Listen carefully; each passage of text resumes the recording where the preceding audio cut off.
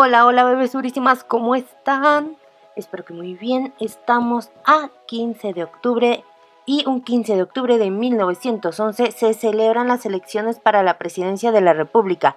Francisco I. Madero triunfa. Francisco I. Madero, ¿saben bien quién es él? Presidente de la República. Vamos a ver un poquito su biografía que está, miren, ¡mua!, llena de intriga.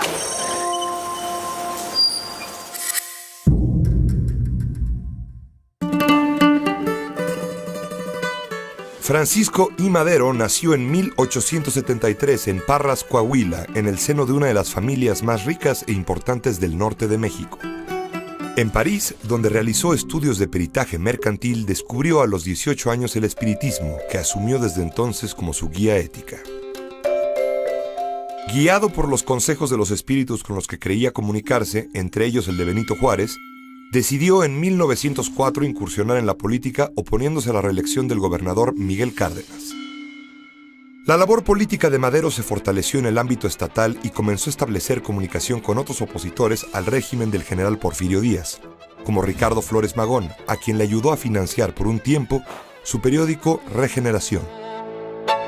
Con calma y cuidado, Madero empezó a trazar un plan político minucioso. Apoyado en sus creencias espiritistas, se sentía predestinado para darle libertad al pueblo. Tras la entrevista Díaz-Krillman, en la que Díaz afirmó que después de 3 décadas en el poder no participaría en las elecciones de 1910, Madero dio el paso siguiente en su plan. Escribió un libro, La sucesión presidencial. Madero diagnosticaba los males de México, el poder absoluto, el militarismo, el desinterés del gobierno por las necesidades del pueblo y propuso su solución con democracia. Madero planteó limitar al poder y volver a la práctica de la Constitución de 1857. Su lema fue libertad y sufragio, no reelección. Madero no quería derrocar al gobierno de manera violenta, sino que deseaba una transición pacífica, decidida por las urnas electorales. Pero su visión cambió al conocer personalmente a Porfirio Díaz. Se dio cuenta entonces de que aquel hombre no cedería el poder y solo una revolución armada terminaría con la dictadura. Para preocupación de Porfirio Díaz y sus seguidores, el ascenso del antirreeleccionismo encabezado por aquel hombre al que llamaban loco era vertiginoso.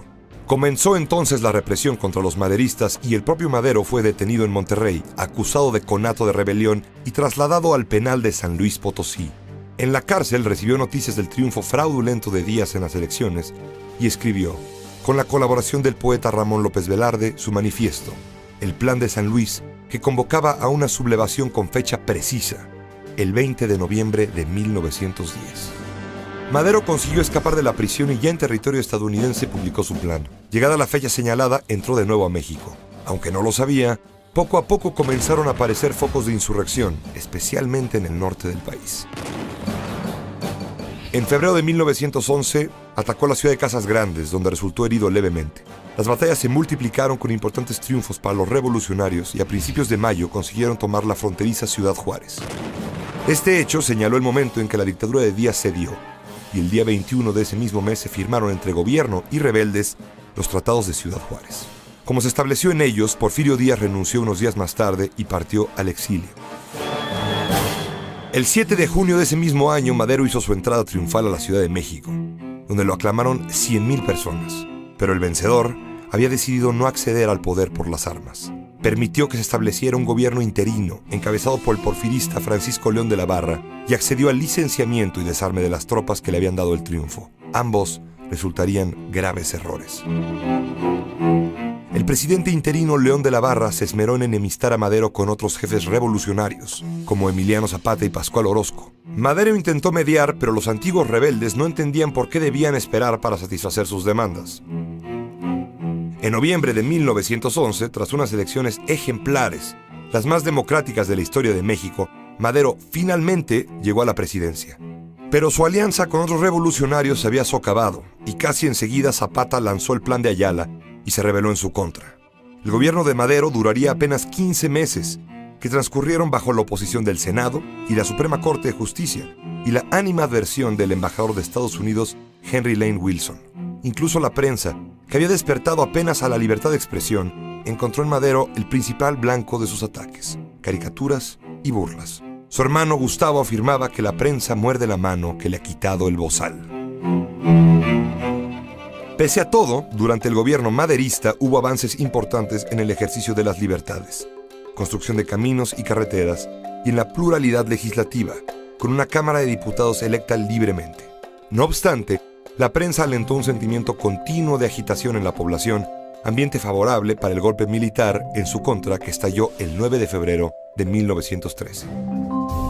Durante 10 días, a los que se les conoce como la Decena Trágica, el gobierno combatió a los militares rebeldes, teniendo como campo de batalla a la propia Ciudad de México, que sufrió grandes destrozos. Félix Díaz y Manuel Mondragón, que encabezaban el ataque, se refugiaron en el edificio de la Ciudadela. Madero entregó el mando de la plaza al general Victoriano Huerta, quien se había distinguido en el combate a los orosquistas, para que se enfrentara a los sublevados.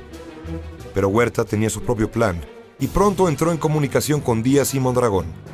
Sus ataques a la Ciudadela comenzaron a ser sospechosamente poco certeros, y al mismo tiempo sacrificó soldados leales a Madero. El 17 de febrero, mientras continuaban el bombardeo de la ciudad, Gustavo Amadero, el hermano del presidente, descubrió que Huerta estaba coludido con Félix Díaz y Mondragón y lo arrestó personalmente. Llevado frente a Madero, Huerta juró su inocencia y prometió ayudar al presidente a restablecer la paz. Madero tomó una decisión suicida. Le devolvió su pistola a Huerta y le confirmó el mando. Huerta consumó entonces su traición. El día 18, Madero fue hecho prisionero después de la balacera en el Palacio Nacional. Mientras tanto, Huerta invitó a comer a Gustavo y lo aprendió. Ese mismo día, el hermano del presidente fue asesinado cobarde y brutalmente en la Ciudadela, después de haberlo dejado ciego. Madero y su vicepresidente, José María Pino Suárez, fueron obligados a renunciar el 19 de febrero. Pedro Lascurain, su sucesor, fue presidente por apenas 45 minutos antes de dimitir a favor de Victoriano Huerta. Aunque se le había prometido enviarlo al exilio en Cuba, la noche del 22 de febrero, mientras se le trasladaba con Pino Suárez a la penitenciaría de Lecumberri, el mayor Cárdenas, encargado de su custodia, lo asesinó con su pistola. El día siguiente, el gobierno de Victoriano Huerta afirmó que Madero había muerto en la balacera que siguió a un intento de rescate por parte de sus partidarios. Les dije que estaba buenísimo. Intriga, traición, muerte, un desgraciado ahí que traicionó a sus mejores amigos. Bueno, vámonos directo a nuestra tarea flash diaria. Y el día de hoy nos toca trabajar precisamente con fracciones. Vamos a ordenar de menor a mayor nuestras fracciones aquí presentadas y para eso debemos de fijarnos primero en nuestro denominador, que es el número 8. Si se fijan, todas las fracciones tienen el mismo número 8. Quiere decir que estamos hablando de la misma familia. ¿Sale? Imagínense, es como si un pastel, van a venir 8 invitados, voy a partir mi pastel entre 8 invitados. ¿Cuál será el cachito más chiquito? ¿Un cachito? ¿2 cachitos? ¿3 cachitos? ¿4 cachitos? ¿Cuál se parece más? O por ejemplo el de 9 octavos, el de 9 arriba y 8 como denominador, ahí hasta se pasó del pastel, ¿verdad? Bueno, vamos a ponerlo de menor a mayor.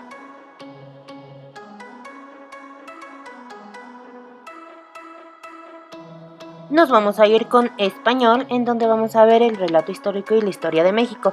Recuerdan que no teníamos como que nuestro libro de texto de español, entonces ahorita ya vamos a empezar a utilizarlo y nos vamos a poner al corriente precisamente para que no nos atrasemos en él. Para esto les voy a pedir que saquen su libro de texto de español, lengua materna, el normalito, y lo vamos a abrir en la página número 10. Para terminar de ver lo de Iturbide, en donde nos habíamos quedado las veces pasadas. La coronación del emperador Iturbide. A las puertas de la catedral esperaban 2 obispos, los cuales dieron agua bendita al emperador y emperatriz, quienes siguieron hacia el trono chico. El obispo consagrante, que era el de Guadalajara, y los obispos de Puebla, Durango y Oaxaca, estaban en el presbiterio, vestidos de pontifical. Los generales que conducían las insignias las colocaron en el altar.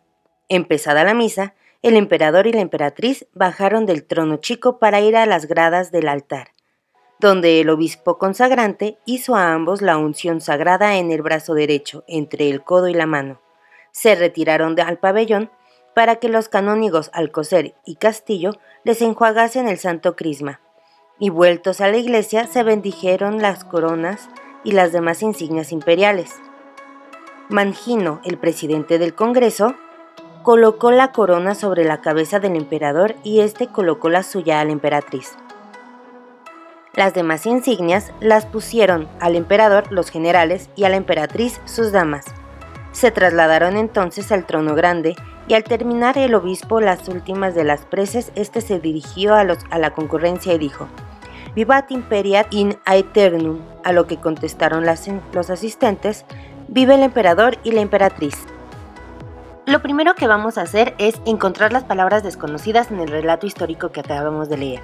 Vamos a volver a irnos a nuestro libro y ahora vamos a subrayar todas esas palabritas que a lo mejor no entendimos bien o tenemos ciertas dudas. Después de eso vamos a agarrar y las vamos a escribir en nuestro cuadernito y las vamos a buscar ya sea en un diccionario, en una enciclopedia, y si no tienen ninguno, ok, lo buscaremos en internet, pero recuerden de preferencia buscarlo en un diccionario o una enciclopedia que tengamos en casita. Yo aquí les puse algunas palabritas que podrían serles útiles, que no se pueden entender tan sencillamente, ¿verdad? Ahora, la siguiente actividad que vamos a hacer es, en nuestro cuaderno vamos a tratar de contestar las siguientes preguntas. ¿Cómo aparecen los sustantivos? ¿En singular o en plural? ¿Y los verbos aparecen en infinitivo o conjugados? ¿Cómo buscarías las definiciones de infestado, tribunales, insignias y exilio? ¿Y en qué orden van? Ahora pasémonos a la página 11 con un dato interesante. En 1816 se publicó la primera novela en América Latina, El Periquillo Sarmiento, de Joaquín Fernández de Lizardi. El protagonista es Pedro Sarmiento, un niño travieso y pícaro que sufre las desventuras de quedarse huérfano. A lo largo de los 4 tomos de la obra, Pedro o Periquillo crece, reflexiona sobre sus errores y decide convertirse en un hombre honrado. En su vejez, redacta sus memorias para sus hijos, con el fin de que ellos aprendan de sus errores y sean hombres con valores y respetables. ¿Ustedes han escuchado hablar de ese libro? Es un clásico que todos deberíamos de leer. Ahora, de lo que se acaba de leer, vamos a contestar estas preguntitas en nuestro cuaderno igual. ¿Dónde coronaron a Iturbide como emperador? ¿Quién coronó a Iturbide? ¿Qué crees que sean las demás insignias imperiales? Todo esto ustedes lo van a poner. No es necesario que lo investiguen como tal, sino qué creen ustedes según de lo que leyeron y que ya buscaron qué significan esas palabras.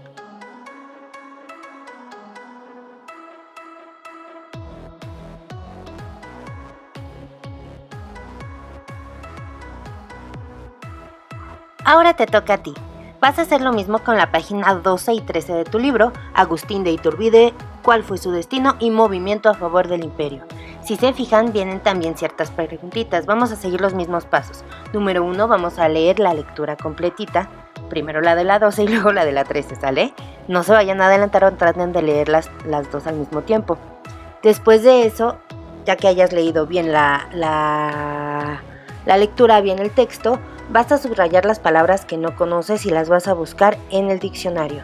Una vez que ya lo hayas encontrado, que ya hayas terminado de buscar todas tus palabritas en el diccionario y que las hayas copiado en tu cuaderno, vas a volverlo a releer para ver si lo entendemos un poquito más y vas a contestar las preguntas en tu cuaderno.